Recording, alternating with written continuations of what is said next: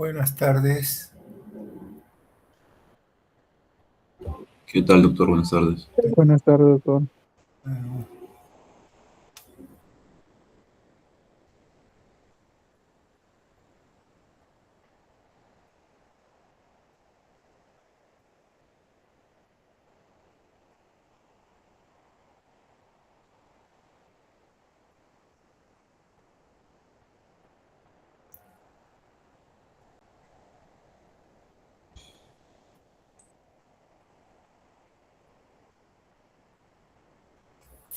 ok.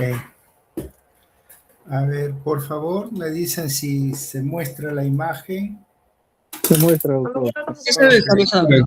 Listo, muy bien. Antes de comenzar, ustedes son solamente el grupo 1-1, ¿no? Sí, doctor. Ya, ok.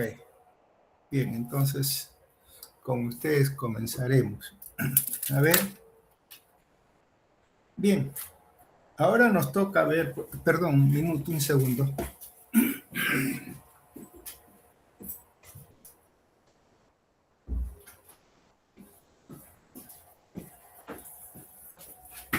Ok.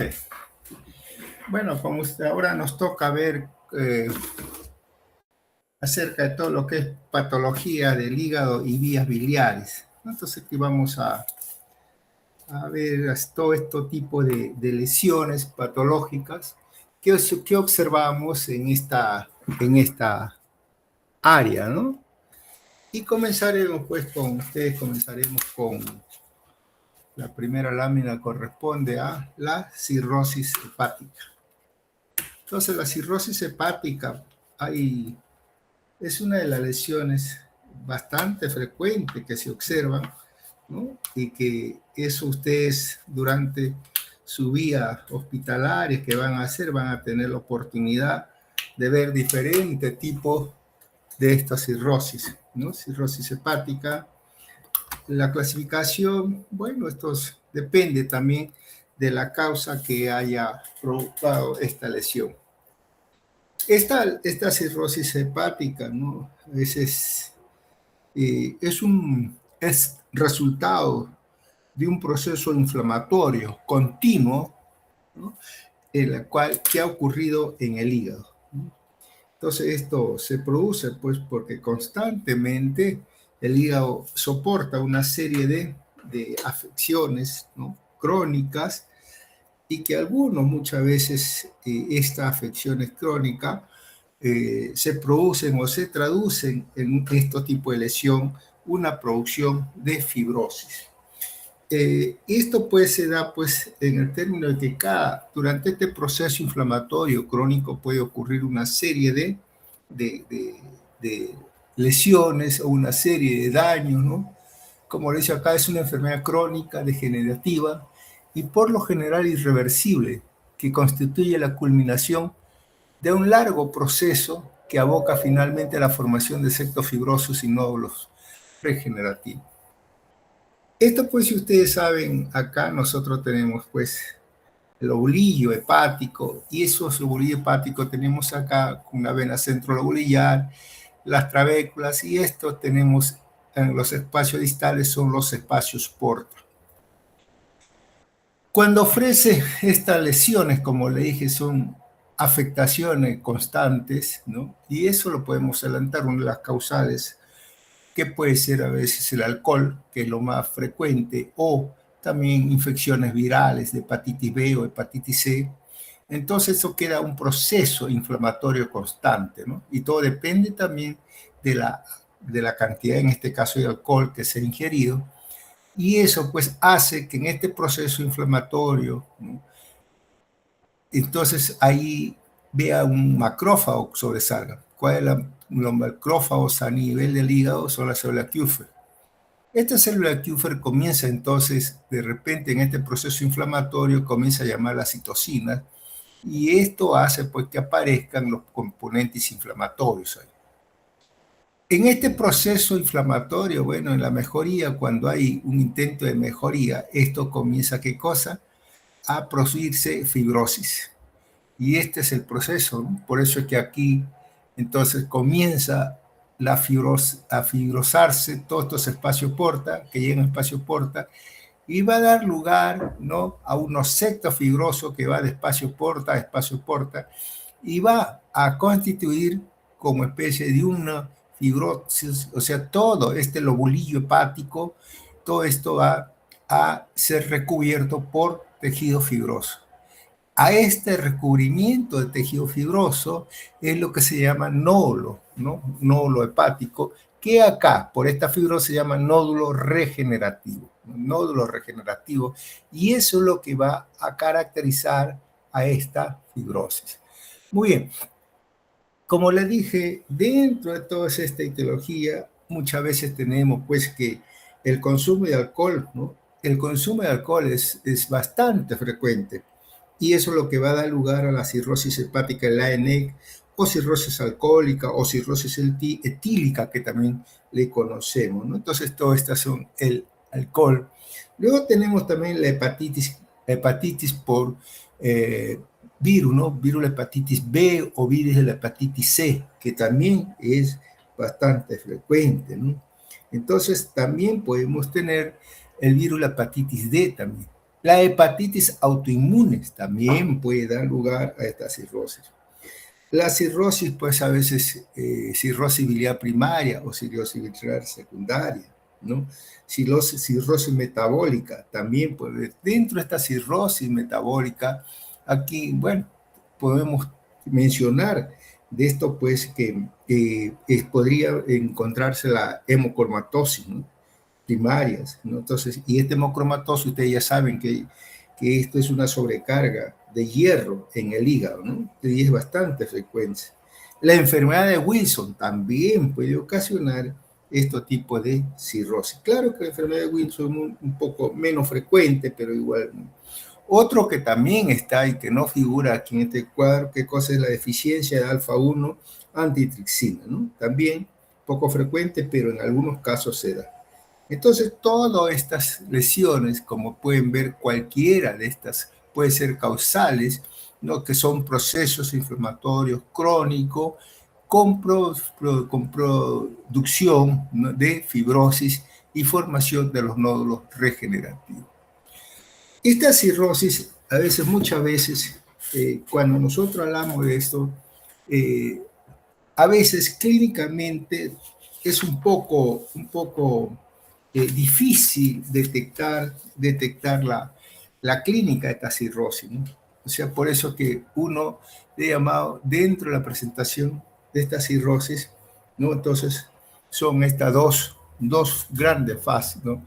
La una cirrosis compensada y la otra cirrosis descompensada.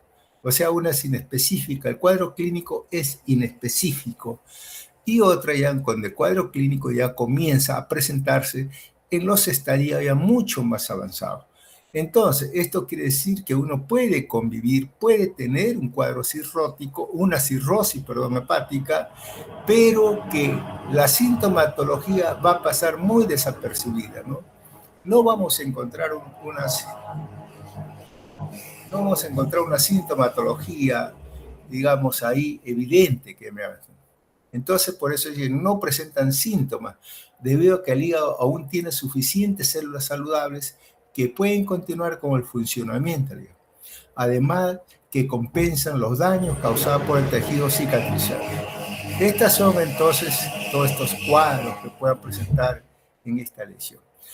Y eso es por eso, en esta fase, ¿no?, de cirrosis inespecífica, generalmente muchos de estos pacientes por eso conviven muchos años, a pesar de que uno lo conoce, que tienen una ingesta de alcohol bastante frecuente. Sin embargo, ellos no hacen el cuadro clínico.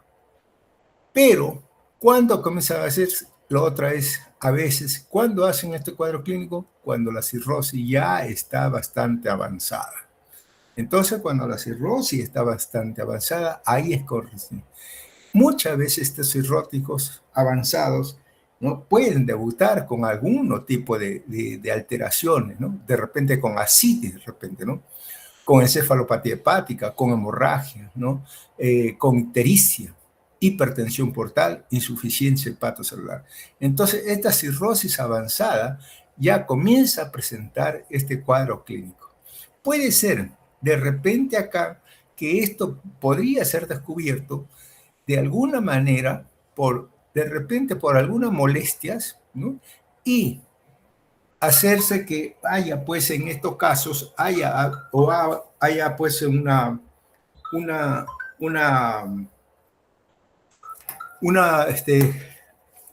de repente ustedes les pidan unos análisis de función hepática, ahí encuentran ciertas alteraciones, ¿no? En el perfil, en todo lo que es el perfil hepático. Entonces, de repente, la transaminasa, fosfatasa alcalina, etcétera, puedan encontrarse cierta alteración.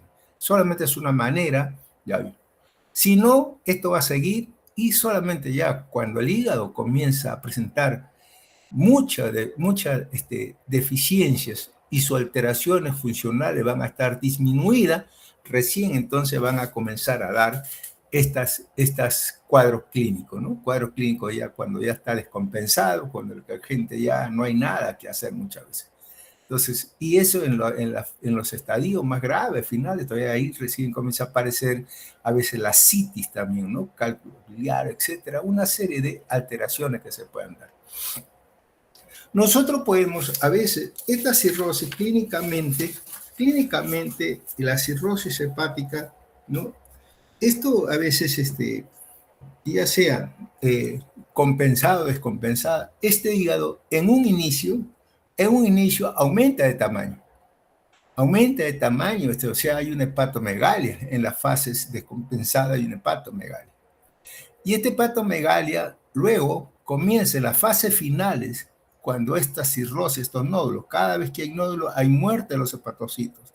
Y esa muerte de los hepatocitos que va a ser reemplazada por fibrosis, entonces eso pues lleva a que este hígado disminuya de tamaño. O sea, una hepatomegalia en los estadios iniciales, estadios descompensados. Las formaciones nodulares pueden ser de dos tipos. Unas formaciones nodulares muchas veces que son formaciones nodulares, nódulos reparativos, ustedes lo pueden ver, son grandes, más de 3 milímetros, entonces una cirrosis se denomina macronodular, cirrosis macronodular. Otras veces también, dentro de esta superficie hepática, ven ustedes que áreas pueden estar de color verdosa o pardo verdosa, ¿debido a qué? Debido al componente biliar que comienza a estancarse o a localizarse en el citoplasma. Entonces, todo esto hay una éstasis biliar, ¿no? Y la consistencia de esto, el hígado comienza a aumentar su volumen. En otras partes, otras veces puede ser los nódulos menos de 3 milímetros, como lo ven en esta superficie. Esto se denomina cirrosis micronodular. Cirrosis micronodular. O sea, tenemos cirrosis macronodular, ¿no? Y cuando presenta nódulos regenerativos más de 3 milímetros, y la cirrosis micronodular, que va a presentar todas estas formaciones nodulares menos de 3 milímetros. La superficie del hígado va a ser en un inicio una hepatomegalia, y en los estadios finales fibróticos de la cirrosis avanzada comienza a disminuir el tamaño. La superficie toma por áreas un color medio verdoso o amarillo verdoso debido a la éstasis pulmonar. Muy bien, esto es entonces el punto de vista entonces macroscópico, lo que nosotros podemos encontrar en toda esta lesión. Desde el punto de vista microscópico, ¿qué cosa es lo que vamos a ver cuando nosotros tenemos esta lesión? Entonces, todo esto, que lo característico, vamos a ver que todo esto, formación nodular. Esto lo que ven ustedes acá son nódulos, y esos son los nódulos regenerativos. Espacio porta, aquí la vena centrolobulillar, los espacio porta. Eso acá lo tenemos ya en una coloración hacia arriba, en el extremo superior, ¿no? Derecho. Entonces, toda esta formación nodular. Y es como queda, miren cómo va este espacio porta, se va agrandando. Esta es una coloración de tricrómica de Mason, ¿eh? O Mason, si quieren. Y cómo queda ahí, miren, rodeado el lobulillo hepático rodeado por este tejido fibroso. Esto es entonces, muchas veces, es lo que me va a dar el diagnóstico. O sea, el diagnóstico de una cirrosis es la presencia de estos nódulos regenerativos, ¿no? Eso es lo que vamos a ver acá.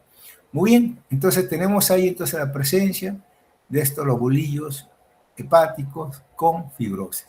Miren acá, ¿qué cosa es lo que vamos a encontrar? Entonces, lo primero que se va a perder es la pérdida de la arquitectura, ¿no es cierto? Y la pérdida de la arquitectura y la aparición o formación de la fibrosis perilobulillares o fibrosis, que esto va a dar lugar a la formación de los lobulillos regenerativos. En estos fibrosis va de espacio porta a espacio porta. Este es un espacio porta. Y acá tenemos, por ejemplo, este conductillo, ¿no? Este es un conductillo biliar. Entonces el espacio porta siempre vamos a tener conductillo biliar, siempre vamos a tener arteriola y la vena, ¿no? Entonces son esos tres. Pero además de eso, ustedes ven estos tejidos que ven acá, es colágeno o fibrosis. Y los puntitos negritos es el componente inflamatorio crónico y agudo que se va a encontrar en estos espacios porta. Los espacios porta comienzan entonces a ensancharse con presencia de fibrosis o colágeno con infiltrado inflamatorio crónico y agudo, ¿no? Entonces aquí tenemos también entonces toda esta lesión. O sea, este es en el espacio porta. ¿Qué más podemos hallar? Periféricamente, nosotros vamos a encontrar que estos hepatocitos, ¿no? Que este hígado, estas células hepáticas, comienzan a estar tumefactas. Miren ustedes cómo está muy hinchada, ¿no? Una tumefacción de los hepatocitos. Y además, vean este el núcleo, miren el núcleo muy bien notorio, pero acá miren ustedes este núcleo comienza ya a disminuir, o comienza a disgregarse, comienza a desaparecer, o comienza a alisarse, hasta llegar, miren usted acá, y acá ya no hay núcleo. Entonces, ¿qué es lo que pasa por acá? Entonces, lo que pasa con este hepatocito, que hay una tumefacción de los hepatocitos, ¿no? Y hay una degeneración o una necrosis de los hepatocitos, ¿no? En este tejido acá. Entonces, esto también es notorio en este tipo de lesiones. Por otro lado, aquí vemos acá entonces esta formación es que nos permite ver el espacio porta, ¿no? Con infiltrado inflamatorio y con fibra de colágeno o fibrosis. A este lado, hacia el lado derecho, vamos a encontrar los hepatocitos. Pero ustedes miren la coloración que en el extremo izquierdo y en el extremo derecho, los hepatocitos se ven medio rojizo o rojo amarillento, ¿no? Y esto es lo que se convierte ahí. ¿Por qué? Porque tenemos aquí entonces el éstasis del biliar, y este es el biliar, ¿no? Que van a ver por los conductillos biliares, y estos rebosan y salen y penetran a este citoplasma de los hepatocitos, y eso es lo que le da el color pardo verdoso, que vamos a ver, o sea, esto es color, algunos a veces pasan, cuando es en excesivo, pasan a los espacios venosos, y entonces se va a transformar, ¿no? Lo que conocemos nosotros como la ascitis.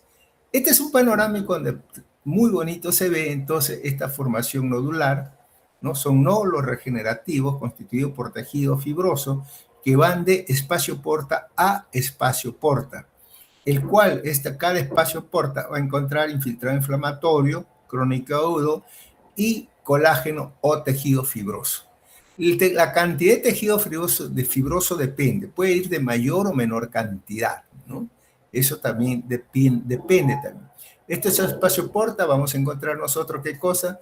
Vamos a encontrar, entonces acá está la conductillo biliar, vamos a encontrar la vénula, acá no se aprecia, y las arteriolas también que deben figurar en este espacio porta. Periféricamente, los hepatocitos tumefacción, los pacientes están hinchados, ¿no? Con degeneración hidrópica, si quieren llamarle así, y también con necrosis de los hepatocitos, ¿no? Todos estos son hallazgos que se van a encontrar en estos espacios porta. Bien, ¿alguna pregunta? ¿Alguna pregunta?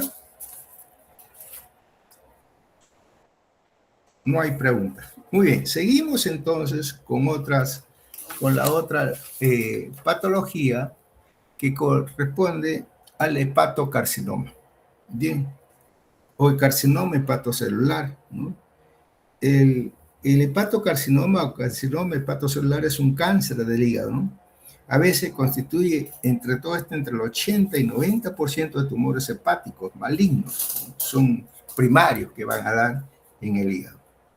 Muchas veces su incidencia es mucho más frecuente en hombres que en mujeres. Y esto también aparece alrededor de los 50 y 60 años de edad. Entonces, esas son edades que generalmente aparecen. Esta neoplasia maligna es bastante frecuente.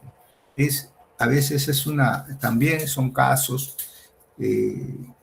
que son causales de muerte, ¿no? Están dentro de los 5 primeras causas o 6 primeras causas de muerte por esta lesión.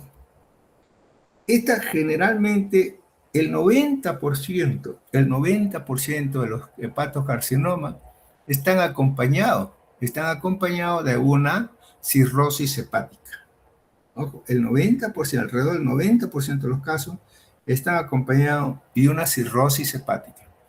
Y de este porcentaje, muchas veces se dice que el 3 o 4% se descubre, ¿no?, que esta lesión, pues, se descubre esta lesión. Entonces, esto hace, pues, que su diagnóstico, como está acompañado de la cirrosis hepática, esto hace un poco complejo su diagnóstico temprano. Entonces, el diagnóstico es básico e importante para poder brindar acá por lo menos un mejor pronóstico o una mejor sobrevida a este paciente.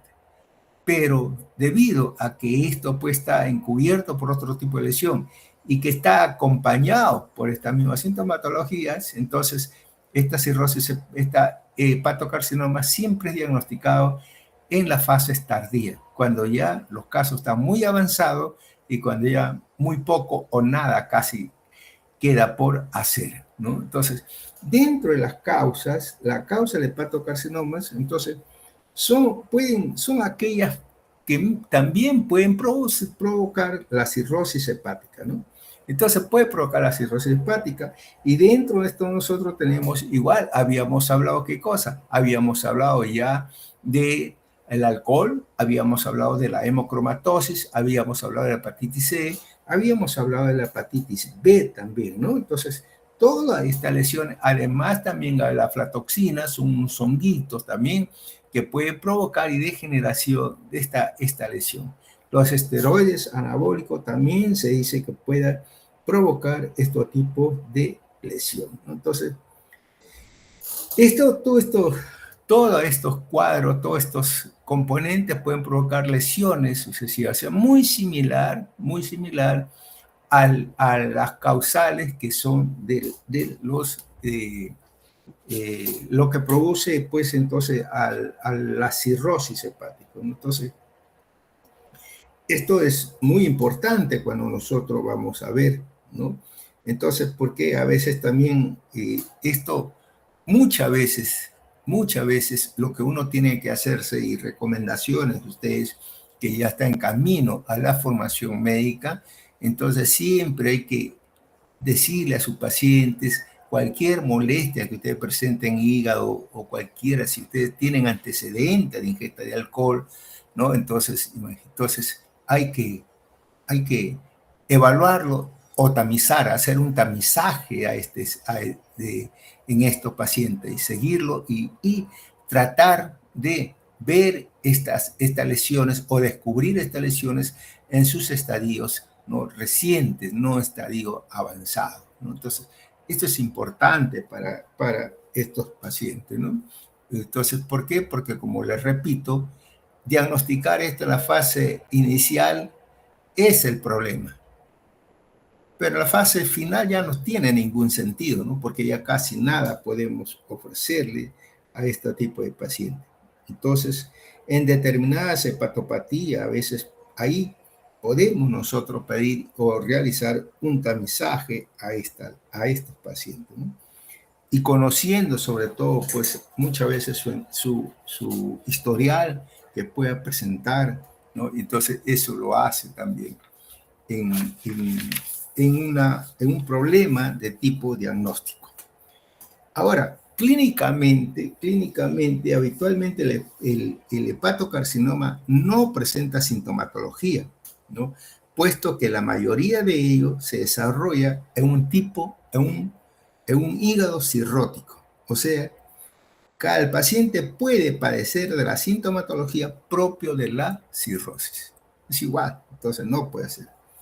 Entonces estamos hablando también acá que si esto está acompañado de cirrosis, entonces también vamos a tener una fase, ¿no?, en la cual vamos a tener una fase compensada y una fase descompensada, igual que en la cirrosis, ¿no? Y esto pues comienza a ser de repente, se dice que la hepatitis B o la hepatitis C, ¿no?, que esto puede provocar un problema de tipo de hepatitis crónica activa con fibrosis.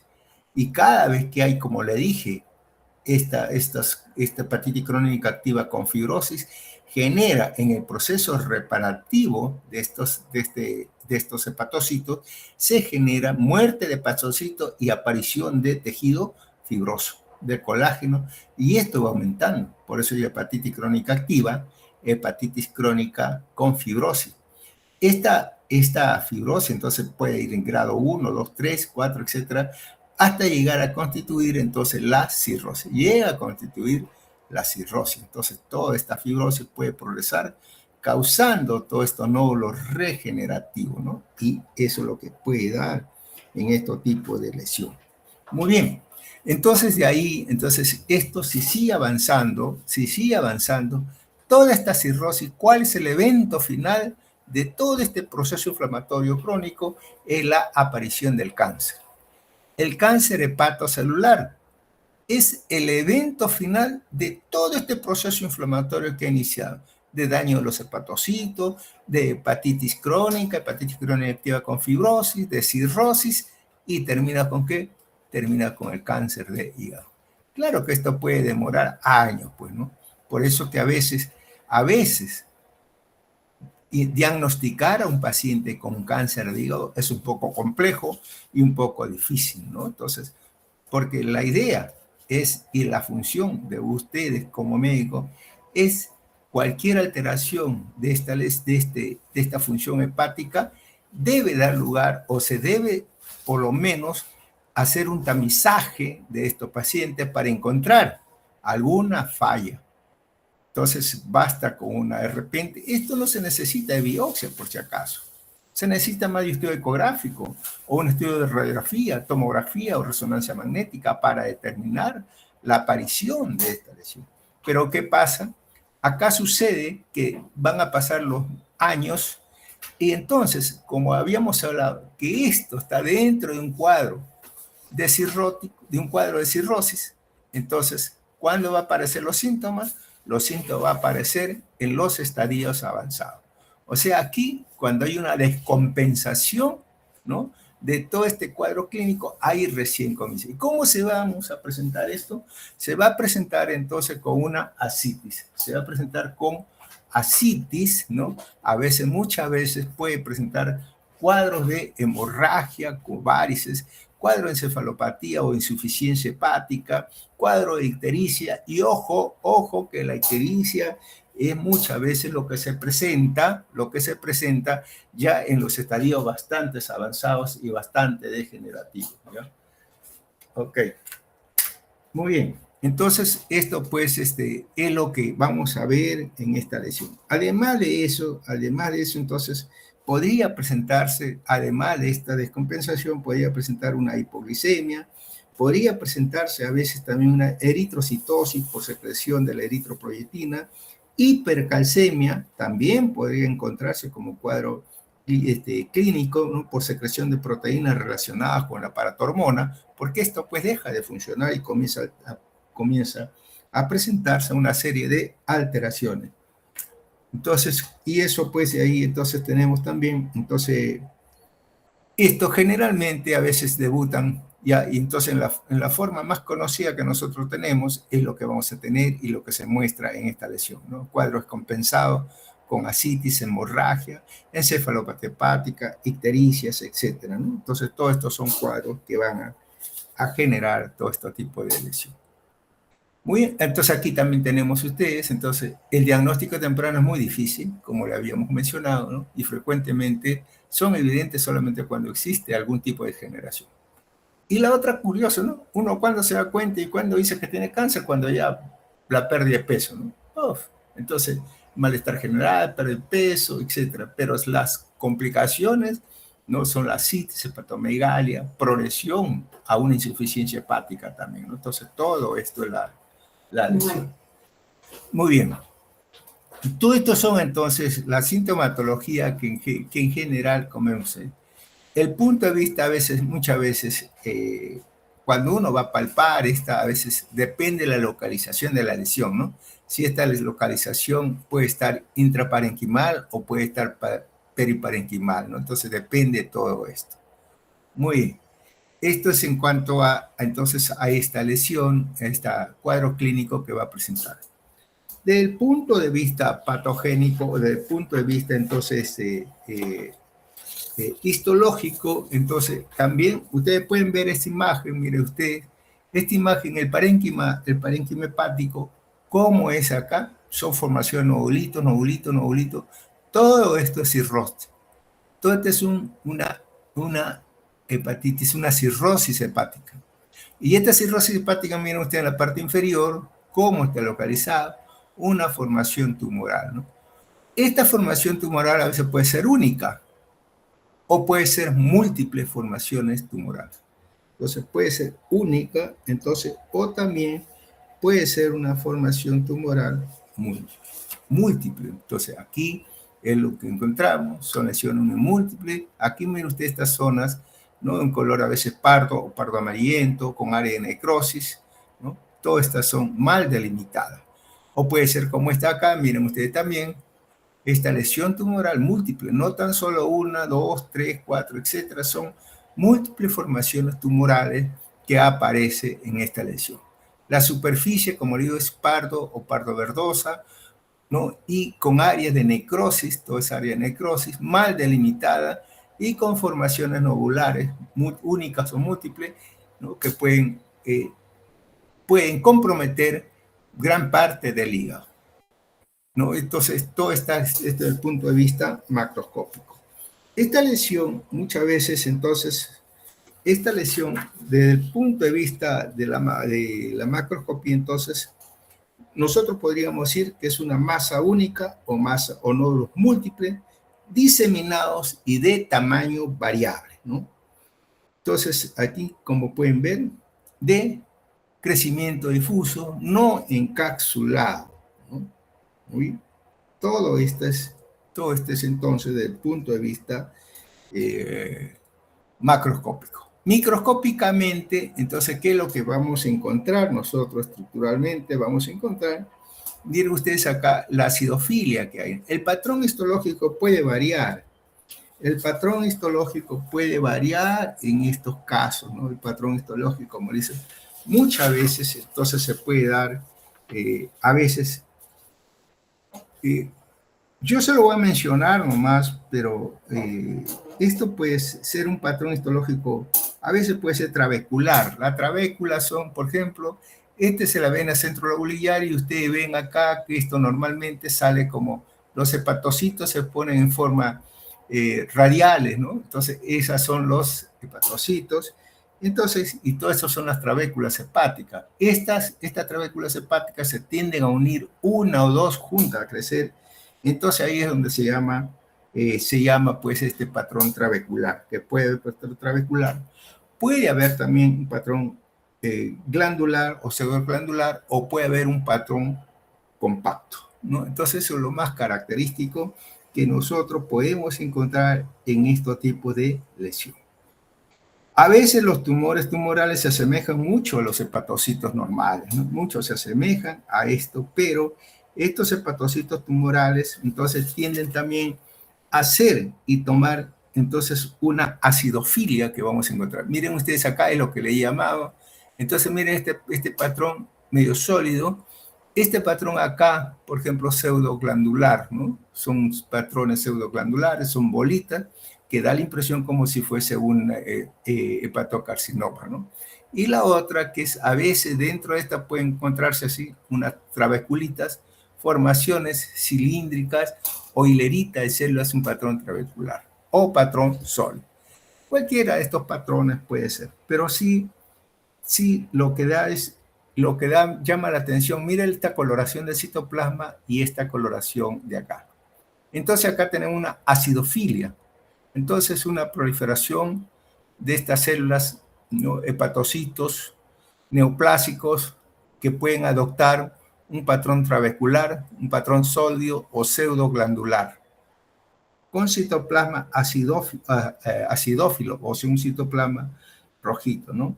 Los núcleos pueden ser, miren ustedes acá, miren cómo se ve, ¿no? Esta lesión acá se ven como unas columnitas, una columnita y otras estructuras medias tubulares, ¿no? Que dan la impresión glandular, y otras que son un poquito sólidas, ¿no? Entonces, todo esa estructura. Muy bien, esto miren ustedes acá, el citoplasma, y ven el citoplasma, acá es mucho más rojito, entonces acidofilia, ¿no? Y acá igual.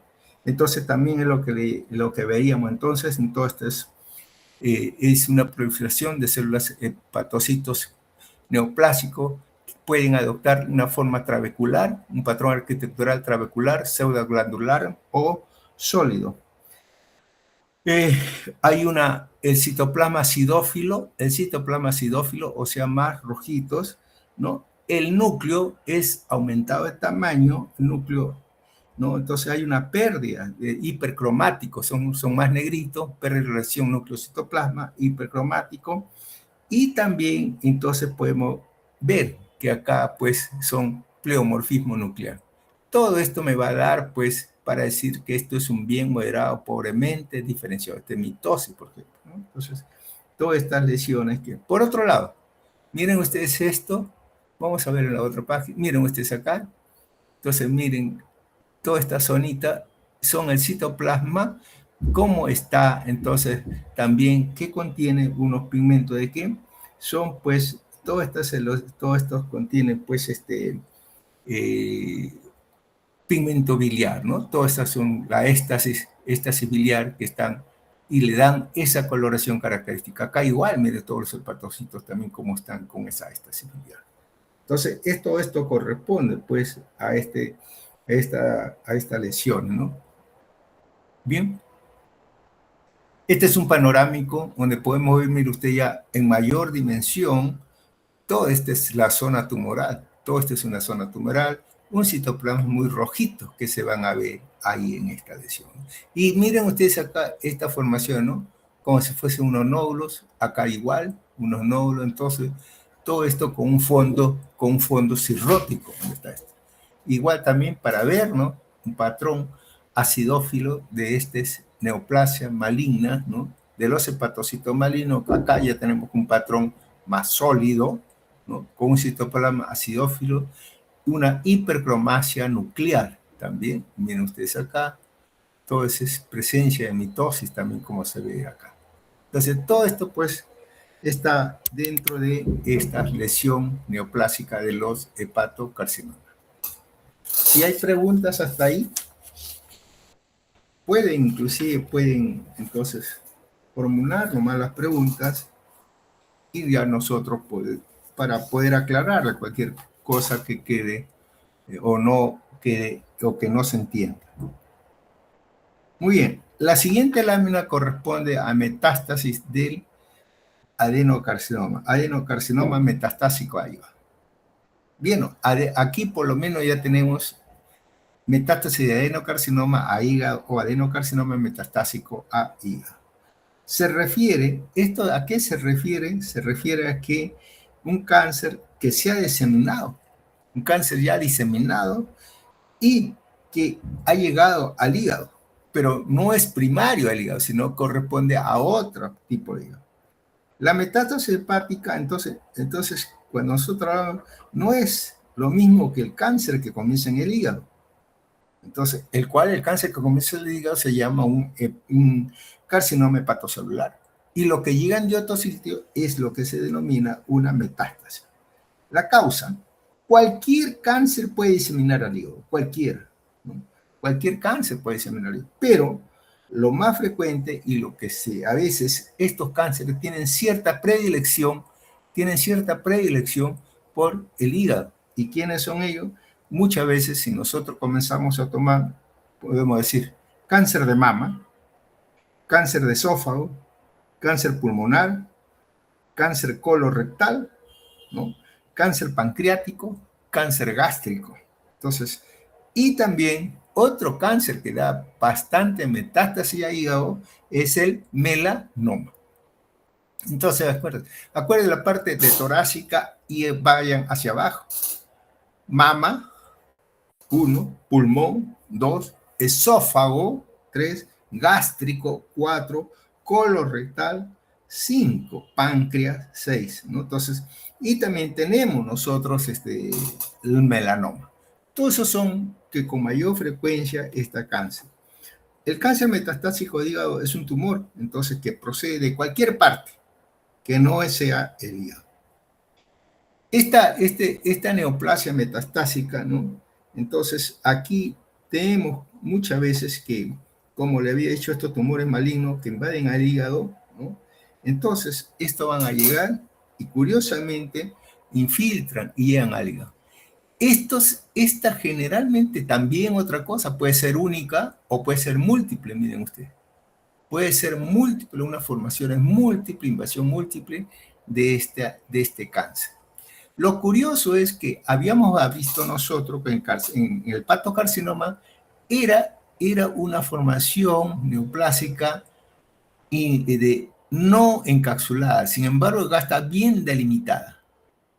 Parece que usted ha agarrado un lápiz y le han redondeado este lápiz y es lo que se ve. O sea, bien delimitado, bien delimitado.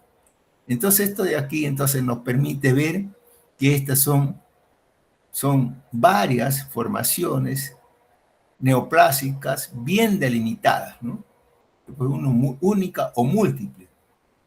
Bien delimitada. Estos tumores entonces se encuentran ahí. Entonces, cuando nosotros vemos esta lesión, puede estar en la periferia o en la parte central. Está en la periferia, ahí sobresalen a esta periferia. ¿Qué hace con esto? Macroscópicamente, entonces, ¿qué tenemos? Un hígado aumentado de volumen, hepatomegalia, y también un hígado aumentado de consistencia. Por otra parte, a la palpación no se palpan formaciones nodulares, formaciones nodulares duras. Y la superficie de corte muestra lesión única o múltiples, ¿no?, de formaciones tumorales bien delimitadas, de color parduzco ¿no?, o color pardo cremoso, que eso es así. Muy bien. Esto es lo que encontramos ahí en estos tumores que invaden al hígado. Entonces, esto de acá, cuando nosotros vemos, y la pregunta es, ¿y qué produce esto? ¿Qué produce esto? Los síntomas. Bien, algunas veces la sintomatología, con frecuencia los síntomas iniciales son vagos, o sea, no muestra mayor sintomatología. No sabemos nosotros si el paciente tiene un cáncer metastásico o no, o sea, es muy inespecífico. Sin embargo, uno se da cuenta por algo. ¿Y cuál es ese algo? Lo más notorio en estos cánceres que ocurren metastásicos, ya son cánceres avanzados. Entonces, aquí lo que vamos a encontrar es una pérdida de peso. Lo primero que encontramos, y por eso nos damos cuenta, es una pérdida de peso y falta del apetito también, ¿no? Entonces, a veces, tenemos que el paciente se queja de dolor en el hipocondrio derecho, en el cuadrante superior derecho. Ahí se va a encontrar el cuadrante hipocondrio derecho, ahí se va a encontrar el dolor, se va a encontrar también hepatomegalia, puede haber, se va a encontrar también formaciones, consistencia dura, con todo lo que se ha descrito, y superficie irregular o multinodular, ¿no? Entonces, todo eso podemos encontrar nosotros en este tipo de lesiones. Por otro lado, también esto acompañado clínicamente de una falta de apetito, baja de peso y de acuerdo al compromiso, que puede tener manifestaciones propias del hígado o manifestaciones propias de donde sea la lesión, ¿no? Eso también puede haber en esta lesión. Bien,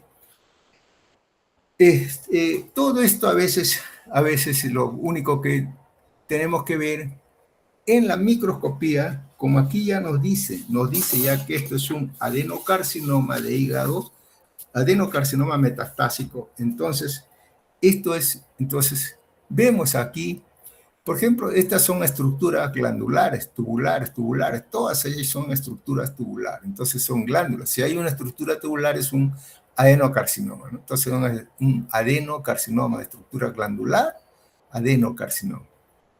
Ahora acá, siempre, cuando es metástasis, entonces nosotros tenemos que ver, ahora, ¿dónde es el primario? A ver, por una manera de decirle a ustedes, si yo veo esto así, entonces yo preguntaría, ¿es hombre o es mujer? Entonces me digo, si es mujer, bueno, entonces hay que ver mama, ¿no? Hay que ver mama, que haga un estudio de mama. Entonces, bueno, pues entonces si es hombre, no, hay que ver próstata. Pero y si uno no sabe el género, entonces, bueno, pues entonces hay que ver, hay que decirle, a ver, descartar, que puede ser mama, que puede ser estómago, que puede ser colon rectal, ¿no es cierto? Entonces, y como son a veces estudios que está en el hospital, uno envía y le diga para que le hagan un estudio, o si no le han realizado una colonoscopía, que haga y determinen si es que hay o no hay alguna lesión gastrointestinal o tubo rectal, ¿no? Cualquiera de esas lesiones. Igual también si es en mujer, para ver qué hay en mama o no. Entonces son diferentes circunstancias y ya que uno puede afrontar para llegar a determinar esto. Pero como nosotros sabemos que todos son estructuras glandulares, tenemos que ver. Y entonces es un poco difícil. Para el mismo patólogo, difícil es diagnosticar cuál es el origen de esta lesión.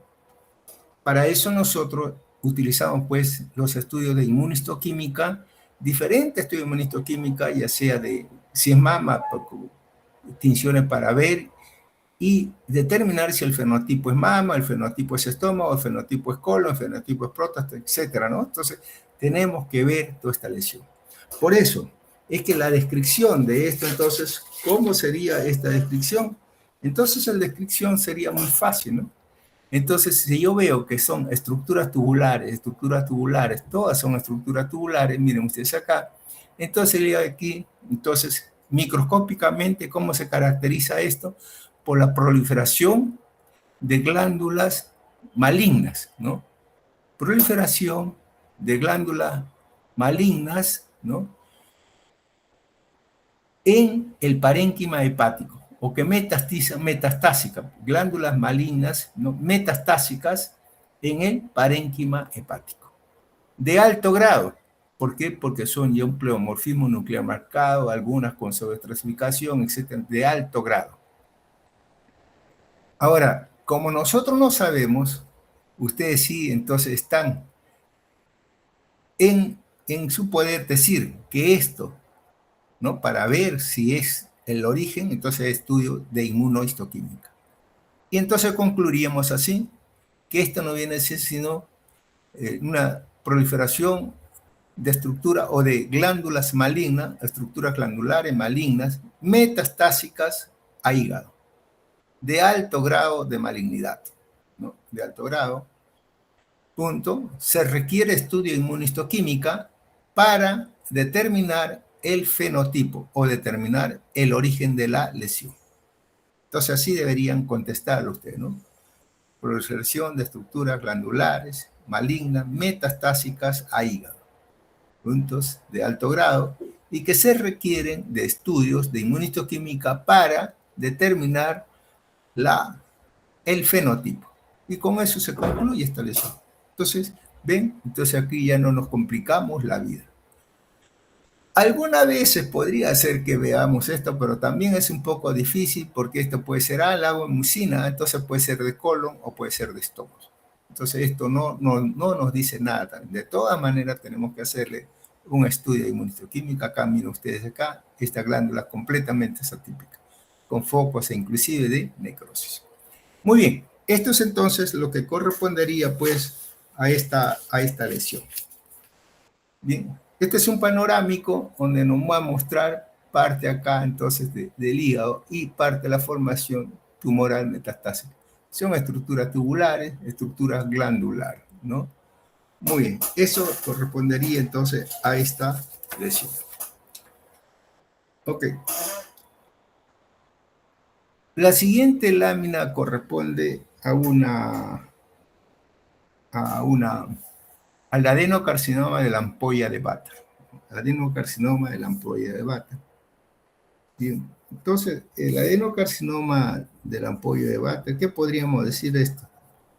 Entonces, podríamos decir muchas veces que la ampolla de Vater, ustedes ven acá, miren acá, vamos a ver el hígado, ¿no? El hígado con su vesícula biliar, el cístico, acá se va a unir el hepático común y va a dar lugar al colédoco.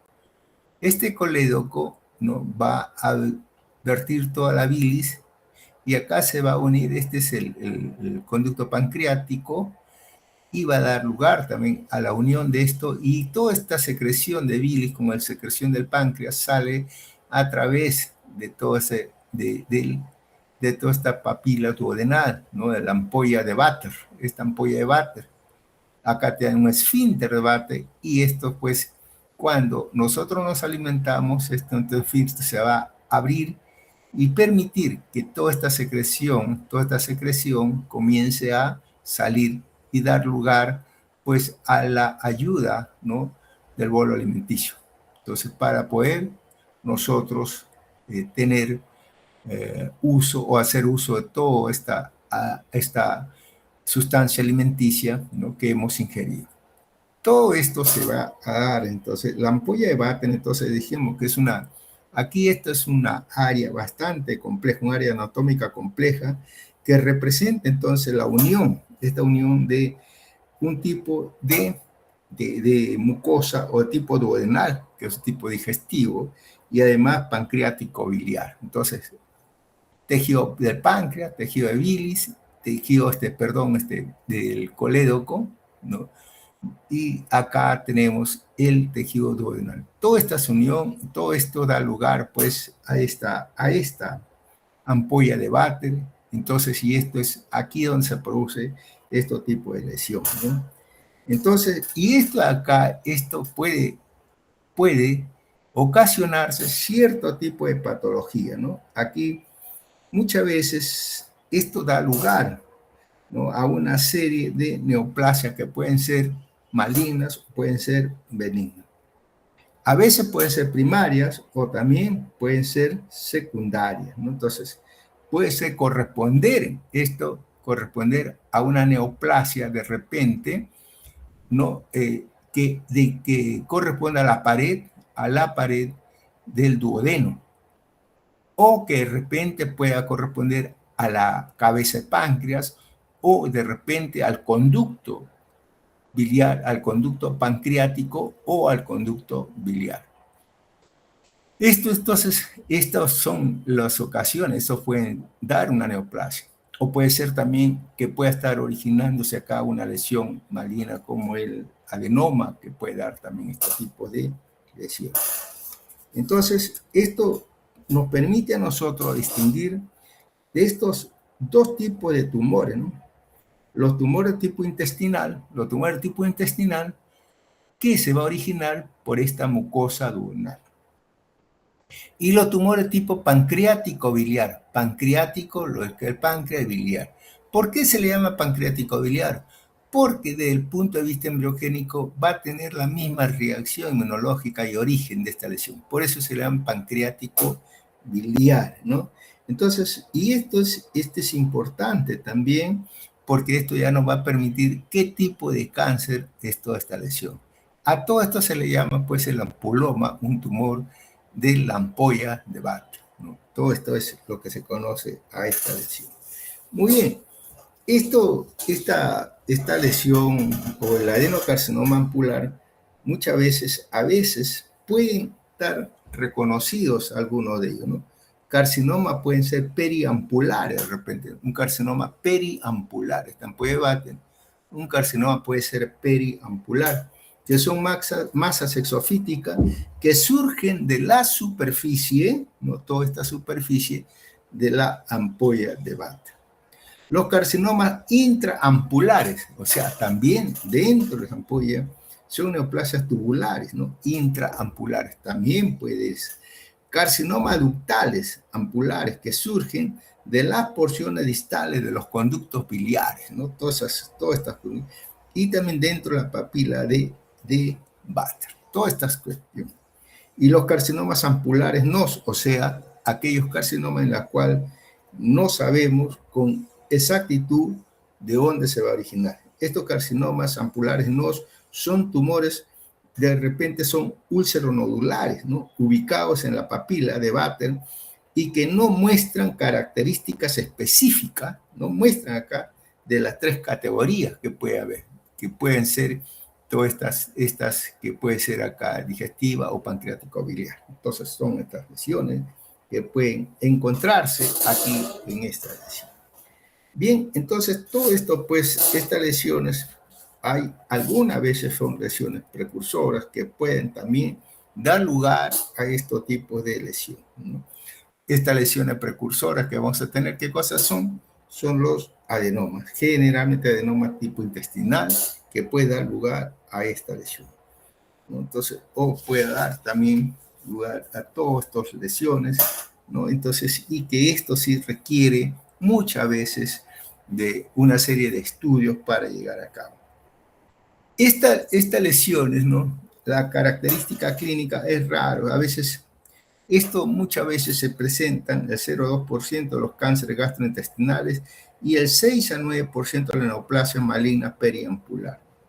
Los pacientes a menudo presentan ictericia, dolor abdominal, ¿no? Entonces, ictericia, dolor abdominal, pérdida de peso. Son características que van a presentar, además de anorexia, ¿no? Y alteraciones de la prueba hepática. Son manifestaciones clínicas características que van a presentar esta lesión. Ictericia, dolor abdominal, pérdida de peso, ¿no? Malestar general.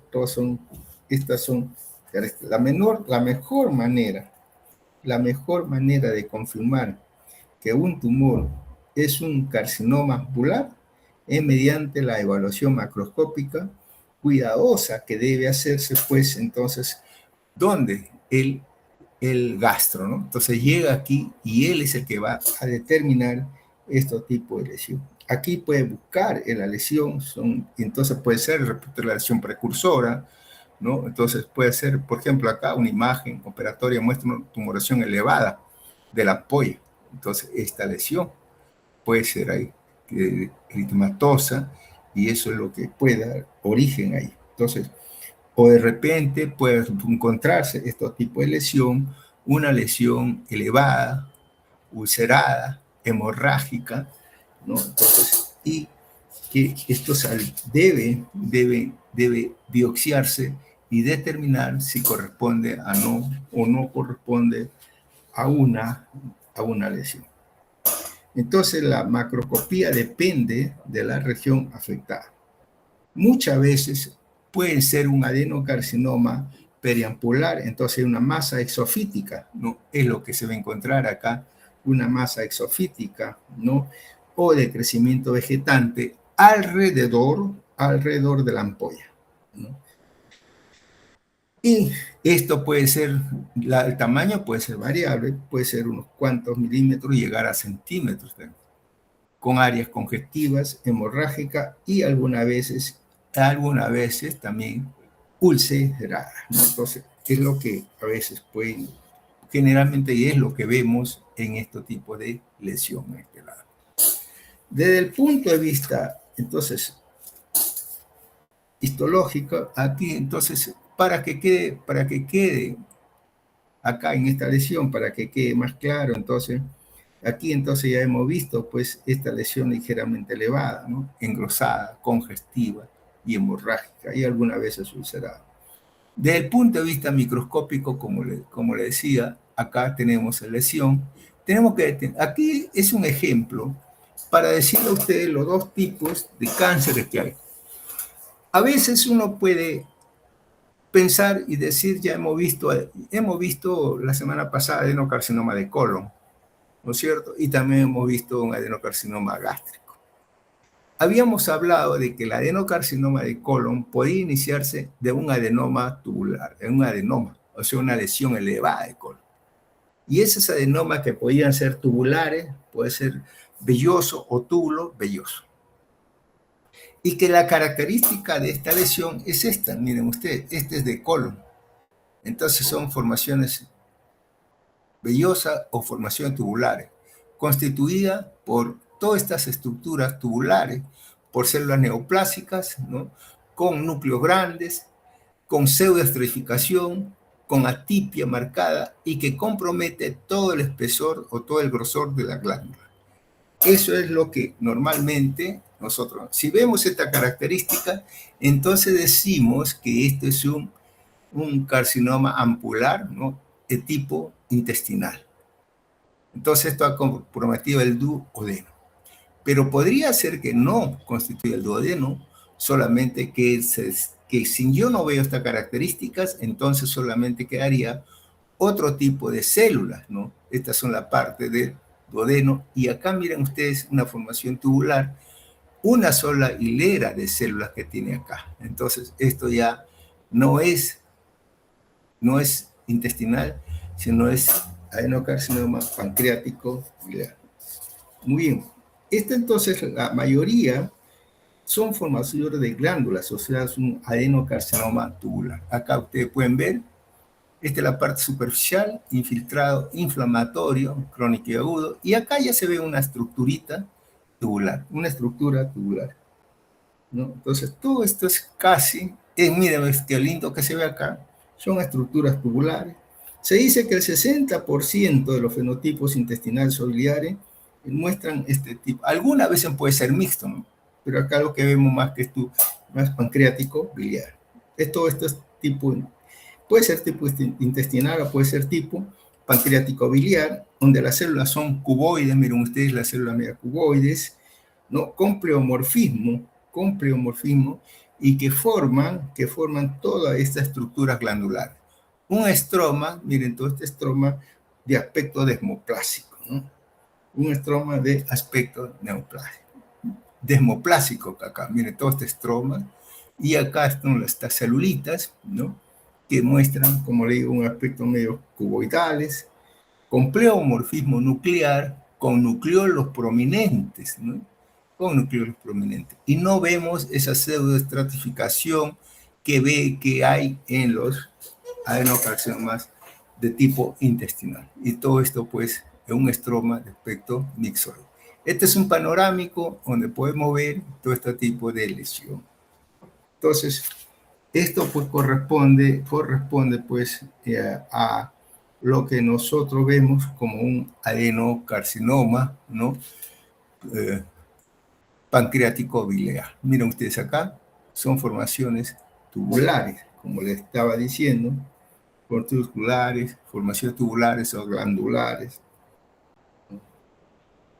donde ven células cubilares con pleomorfismo nuclear, con un estroma desmoplásico. Todas estas son adenocarcinomas. Acá ya no vemos, pues todas estas son, esto por ejemplo no es la que uno suele verse en los adenocarcinomas, ¿no? No es. Todo esto corresponde al tipo pancreático biliar. Muy bien. Esto es entonces lo que correspondería a este tipo de lesión. La otra lámina corresponde pues a otra patología, que es el cistoadenoma microquístico del páncreas, ¿no? Muchas veces hablar de lesiones quísticas del páncreas, entonces también son lesiones, ¿no? Muchas de ellas son benignas, pero por su naturaleza y por su localización, ¿no? Y su diagnóstico, a esto puede corresponder, o hay que descartar que esto no sea pues una lesión maligna. hay una serie de, generalmente, de estos quistes, lesiones quísticas, se pueden dar en cuerpo o en la cola del páncreas. Algunas veces pueden ser cavidades quísticas única, otras veces quísticas, miren ustedes acá, y otras con múltiples cavidades, ¿no? Multicavidades, o sea, estas lesiones. Cuando son pseudoquistes, vemos ahí un espacio quístico bastante grande, único. Acá tenemos también otra cavidad quística intrapapilar y acá tenemos cuando ya son múltiples cavidades quísticas, lo que llamamos cistoadenoma seroso. El componente puede ser seroso o el componente puede ser mucinoso. El cistoadenoma seroso, y como son pequeños quistes, se le llama microquístico. Cistoadenoma seroso microquístico de páncreas. Es un tumor bastante infrecuente y esto muchas veces representa entre el 1 y 2% de todos los tumores pancreáticos exocrinos. Estos tumores a veces se le llaman, estos generalmente se ven en pacientes mayores.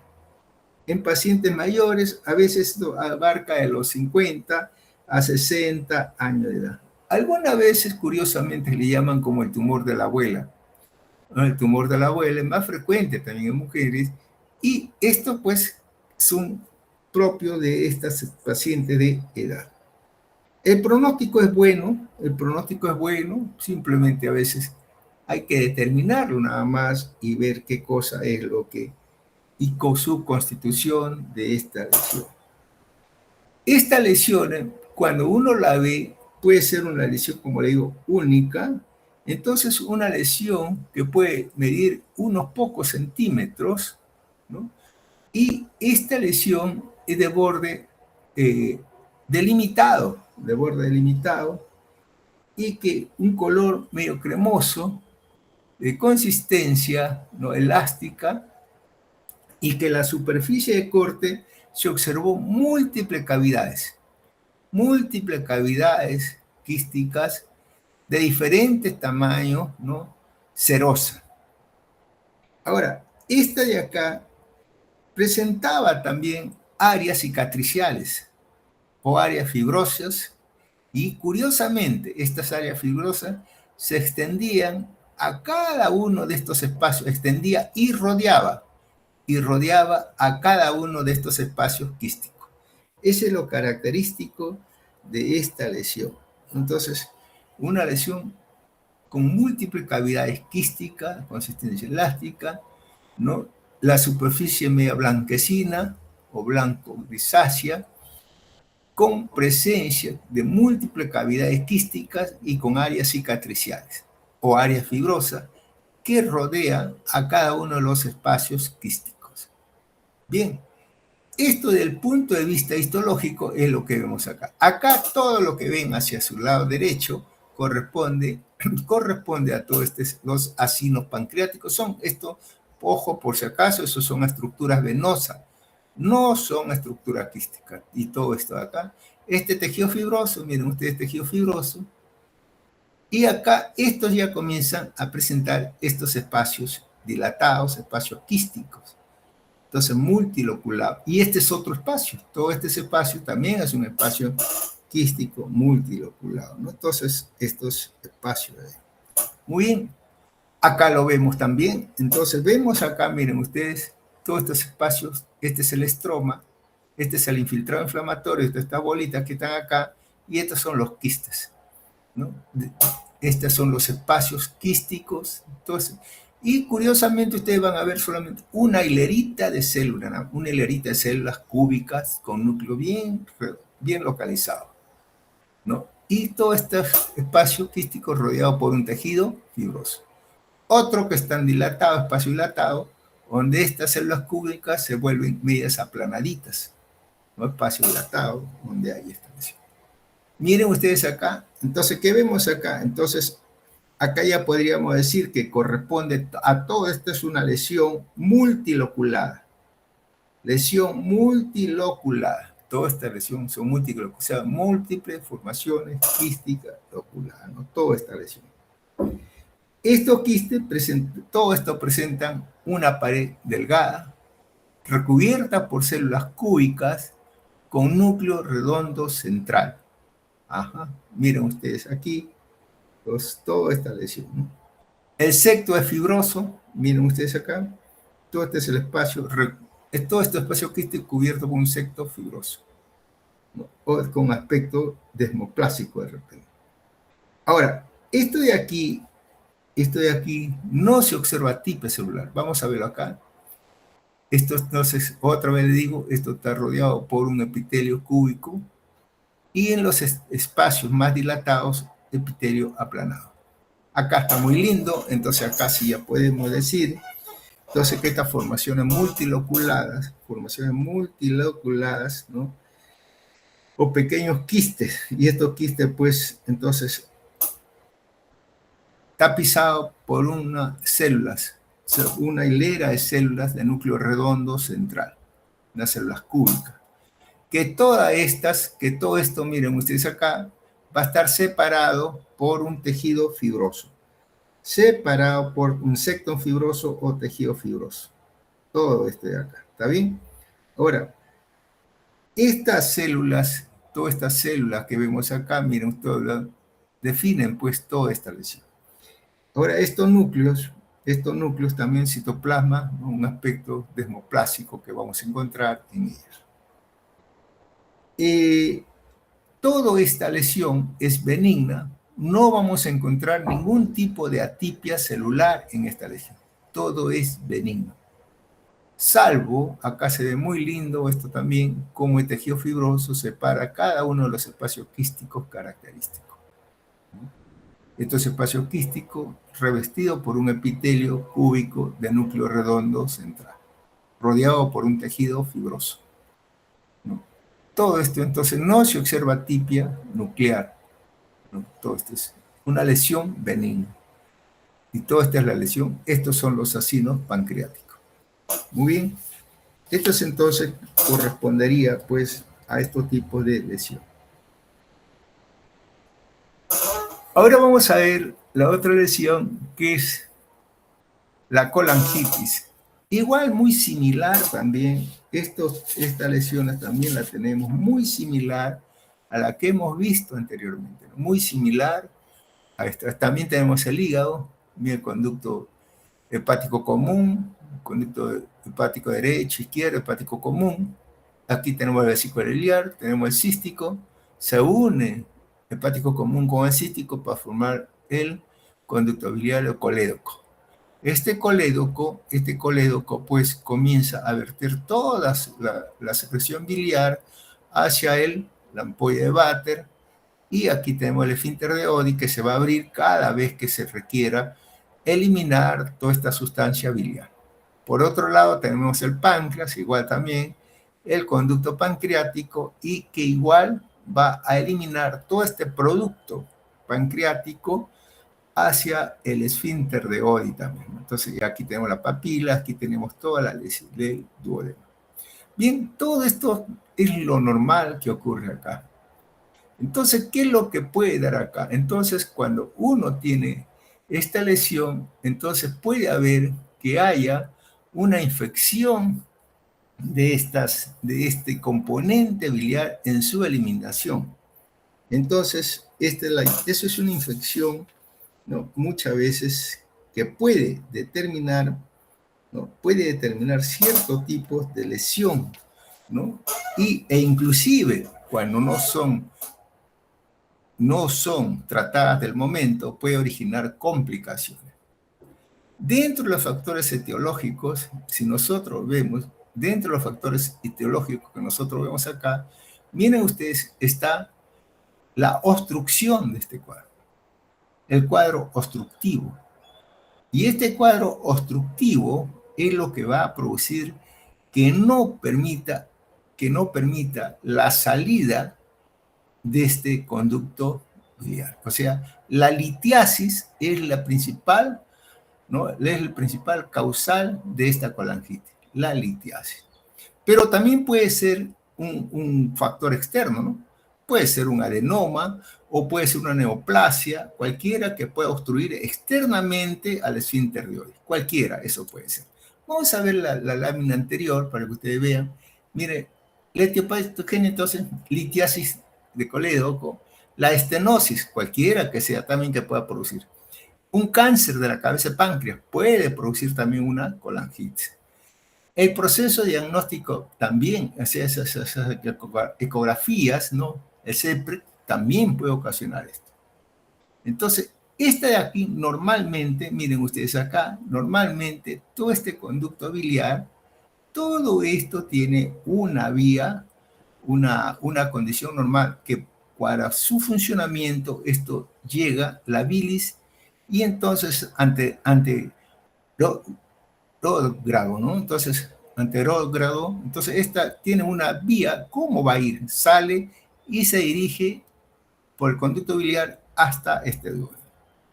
Entonces, toda esta lesión, todas estas secuencias que se van a ver, esta bilis sale y normalmente se llega acá. Pero, ¿qué pasa si hay un cuadro obstructivo? Si hay un cuadro obstructivo, entonces va a generar de que esta bilis, entonces va a llegar y no va a poder ser eliminada. Por más movimiento que haga acá en este esfínter, va a encontrar obstruido.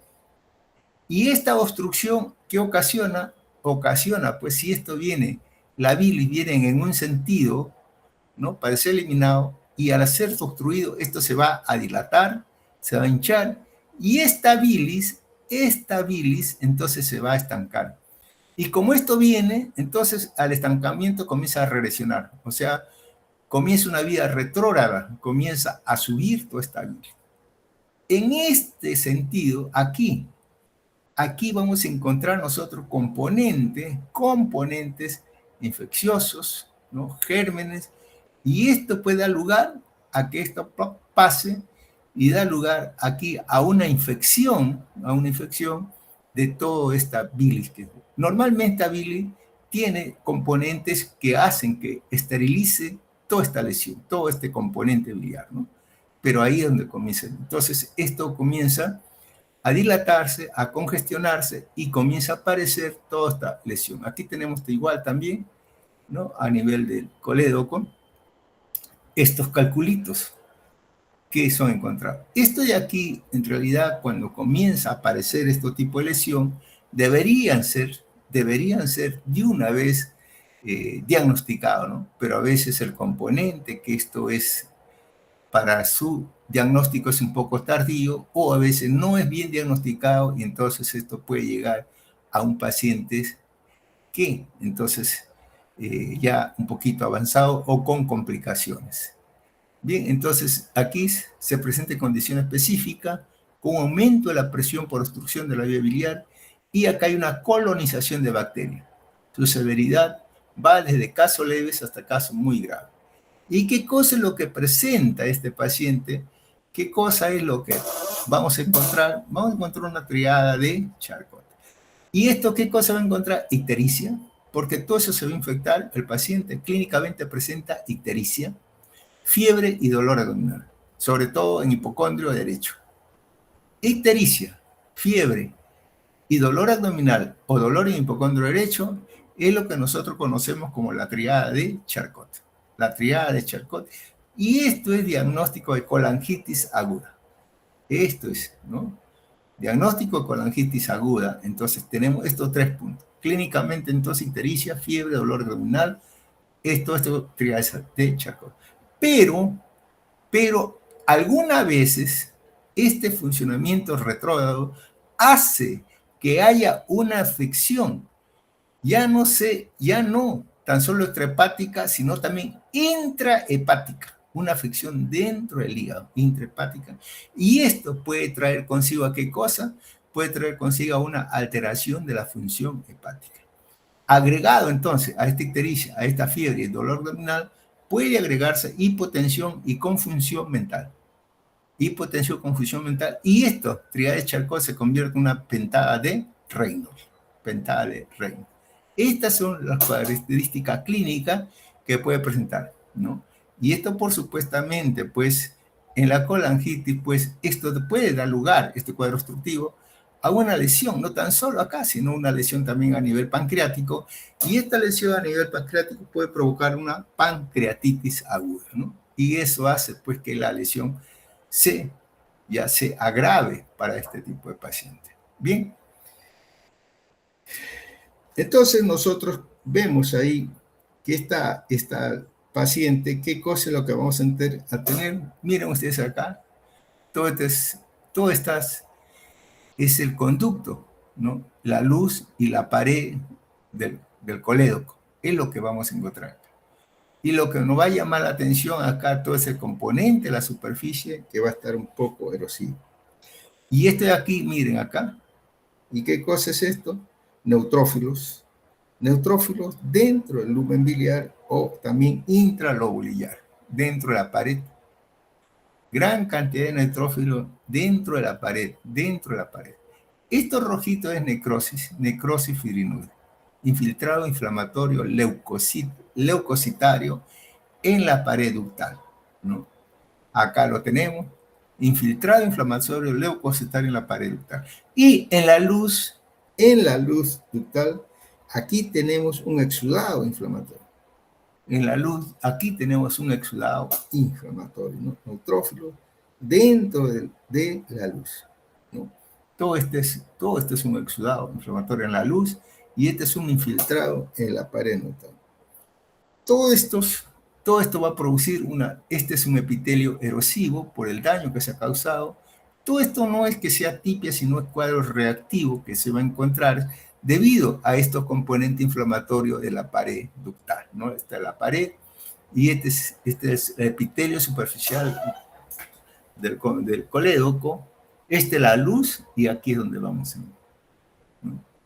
Igual acá, este es el epitelio desprendido y que acá todo esto comienza a haber una erosión, infiltrado inflamatorio intraductal y en la luz exudado.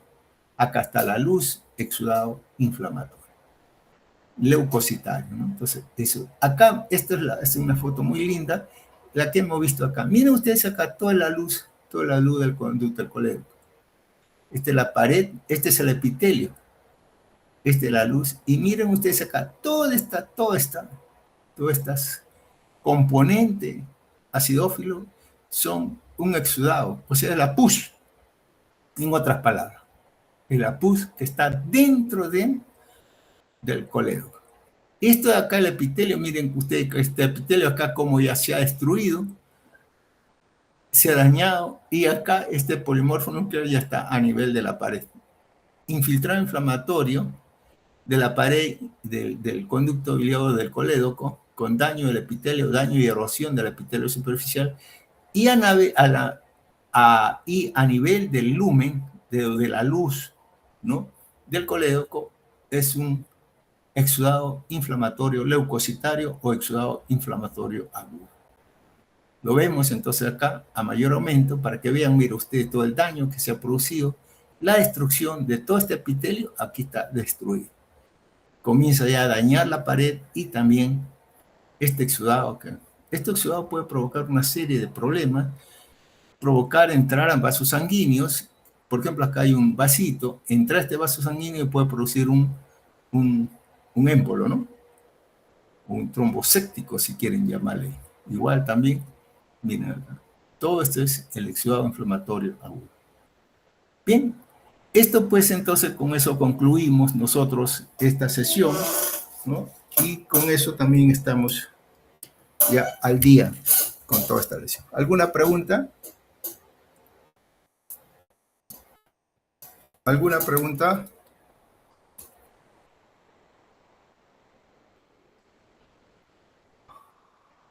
Ok. Saben que, miren ustedes, ya estamos, esta es la cuarta semana, la próxima semana es la última semana. Miren, por favor, lo que quisiera es de que ustedes cojan ya, ustedes, en la sexta semana que tienen el examen es el día lunes.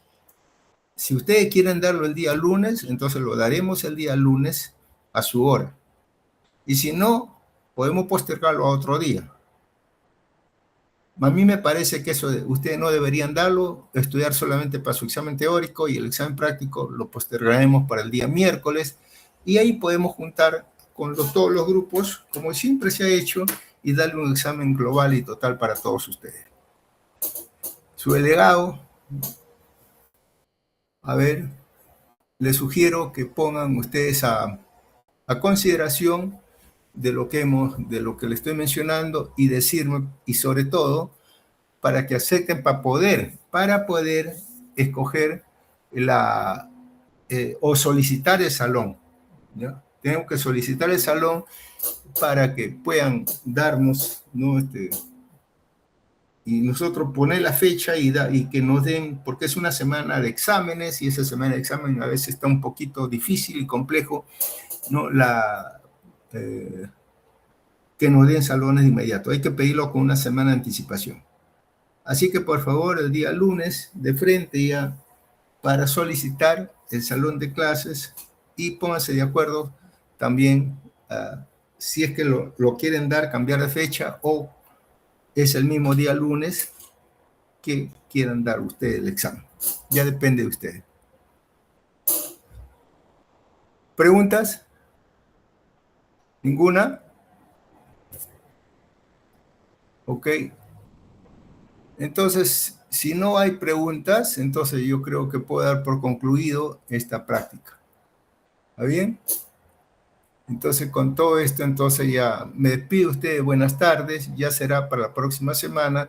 Y ojo que lo primero que vamos a hacer la próxima semana es determinar entonces la fecha del examen y la hora. Bien, buenas tardes a todos entonces. Hasta luego, doctor. Ok, Gracias. muy bien. Hasta luego.